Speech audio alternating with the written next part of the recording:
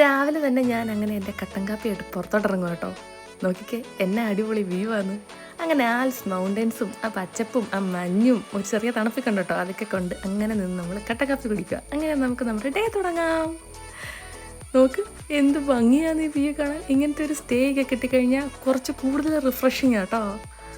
കൂടുതൽ ചെറിയ മഴയും ഉണ്ടായിരുന്നു. ഏയ് ഹലോ, അപ്പോൾ ഇന്ന് നമ്മൾ സ്വിറ്റ്സർലാൻഡിലെ ഗോംസിലെ വാലീസ് എന്ന് പറഞ്ഞിട്ടുള്ള റീജിയനിലാണുള്ളത്. ചെറിയ മഴയൊക്കെ ഉള്ള ദിവസം കേട്ടോ. പക്ഷേ മഴയത്ത് ഇവിടെയൊക്കെ കാണാൻ ഭയങ്കര ഭംഗി. കുട പിടിക്കാം, അല്ലെങ്കിൽ നമുക്ക് പനി പിടിക്കാം. ദേ നോക്കിക്കേ, ഈ കാണുന്ന വീടുകളാട്ടോ ഈ വില്ലേജിലെ മെയിൻ ഹൈലൈറ്റ്. ഇത് ഇവരുടെ ബാൻസ് ആൻഡ് ഷാലറ്റ്സ് ആണ്. എന്ന് വെച്ചാൽ നമ്മുടെ ധാന്യങ്ങളൊക്കെ സൂക്ഷിക്കുന്ന സ്ഥലവേ. സെഞ്ചുറീസ് പഴക്കമുള്ളത് കൊണ്ടാട്ടോ ഇങ്ങനെ ഈ കളറിലിരിക്കുന്ന വെയിലടിച്ച്. അതുപോലെ ഇത് നോക്കിക്കേ, ഈ കാണുന്ന മഷ്റൂം സ്റ്റോൺസ്, ഈ സ്റ്റോൺസിൻ്റെ മേളിലാണ് ഇവർ ഈ ബാൻസും ഷാലറ്റ്സൊക്കെ പണിത് ഉയർത്തുന്നത്. അത് എന്തിനാന്ന് വെച്ചാൽ എലിയൊന്നും അകത്ത് കയറി ഇവരുടെ ധാന്യങ്ങളൊന്നും കഴിക്കാതിരിക്കാൻ വേണ്ടിയിട്ട്. ഇങ്ങനെ മഞ്ഞ് മൂടി കിടക്കുന്നതും അതിൻ്റെ ഇടയ്ക്ക് പച്ചപ്പും അതിൻ്റെ ഇടയ്ക്കൂടെ ഈ ഡാർക്ക് കളറിലുള്ള ഈ വീടുകളും ഒരു പ്രത്യേക ഭംഗിയാട്ടോ. ഈ പാലം നോക്ക്, എന്തേറെ വർഷം പഴക്കമുള്ള പാലമാണ്. പക്ഷെ അടിപൊളിയായിട്ട് മെയിൻറ്റെയിൻ ഉണ്ട്. അതിനകത്തൂടെ കേട്ടോ നമ്മൾ വണ്ടി ഓടിച്ചുകൊണ്ട് വന്നതും തിരിച്ചു പോകുന്നതും ഒക്കെ.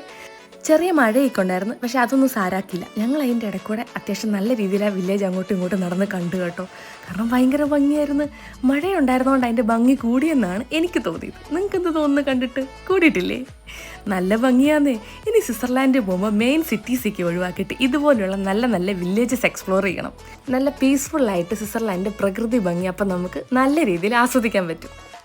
ടാറ്റാ.